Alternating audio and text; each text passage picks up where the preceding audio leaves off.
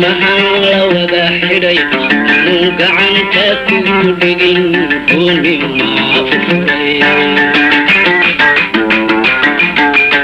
arrimahan iswada galay intimahan la wada xidhay anuu gacanta kugu dhigin gooni maa furay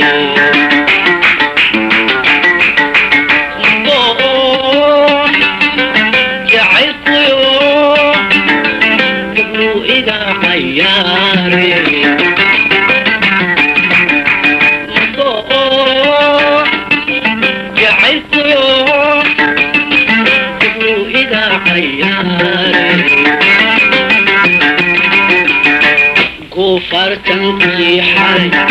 aan gogosha kugu tegay kaa eegay gooyaa ka waayay garabkayga ila guduhuna iga tiri ku fartankii xalay aan gogosha kugu tegay kaa eegay gooyaa subscribe sar channelka Hasan Absuge muuqaalkan meel dheer gaarsii